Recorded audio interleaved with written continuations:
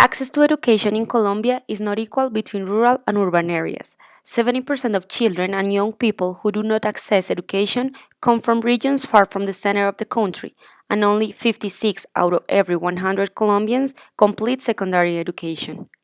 One of the reasons for this to happen is that the government only finances the enrollment in public schools, but not other necessary elements such as writing and reading tools. Because of that, families that earn the minimum wage must invest almost 5% of their salary in the purchase of notebooks. Regarding the use of natural resources, in the process of manufacturing a single sheet of a notebook, between 10 and 20 liters of water are used, as well as various chemicals such as bleaches and chlorine, which have a high environmental impact due to the contamination they generate. Thus, it is evident the huge water footprint represented by the paper industry, having an average expenditure of 1,500 liters for each 80-sheet notebook. In 2016, with a group of students from Universidad de los Andes, we realized that taking advantage of resources was a relief for these problems. For this reason, in the same year, Recycling Ideas was created to promote environmental awareness, good practices, and responsible and sustainable consumption through the use of recyclable materials for the elaboration of school notebooks, while encouraging the educational process of vulnerable communities in Colombia. The project consists of three main phases: collection, elaboration, and donation.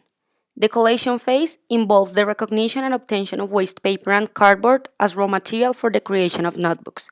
In the elaboration phase, the volunteers are trained to classify the material by size and type of paper. Then it is cut, assigned to a cover, and ringed. Finally, in the donation phase, school supplies are given as an incentive for learning and education. In this last stage, environmental education workshops are held, which aim to teach recycling concepts and practices, as well as waste use and separation, taking into account the contributions that each can provide from home and daily actions. With the above, it is possible to achieve changes in the habits of all participants of the project, from the students who donate the material, to the volunteers and project members who participate in the workshops, to the children who receive the notebooks, their families, and members of the organizations receiving the donations. These three stages allow us to contribute to two of the Sustainable Development Goals. The purpose of this project is to reuse more and better to spend less, which implies that within the elaboration process, it is not necessary to use a greater number of natural resources, but to take advantage of those that already exist in order to give them a new function. Likewise, Sustainable Development Goal number 4 has among its purposes to ensure that all students acquire theoretical and practical knowledge to promote sustainable development and ensure that everyone completes the teaching cycles. Recycling Ideas contributes to this objective by promoting environmental education during all stages of the project and tries to prevent children from leaving school due to lack of school materials. Our interdisciplinary team has been key to the progress of Recycling Ideas. Although the costs are high, and despite the economic and logistical difficulties, their participation has allowed us to achieve the donation of 1,844 notebooks and journals to children from 7 different regions in Colombia. Concerning the environmental impact, we have avoided the use of 600,000 gallons of water, which would have been used in the production of new notebooks. CIEE financial support will help us to continue expanding the scope of the project.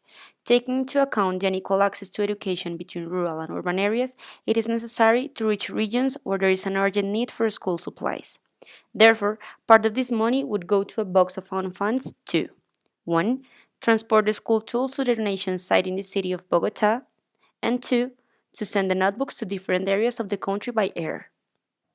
On the other hand, it will be necessary to purchase a greater number of tools, such as guillotines for cutting paper and cardboard, a ring machine, and a heavy-duty hand trolley to load big items from the warehouse where the material is kept to the place where the elaboration sessions are held.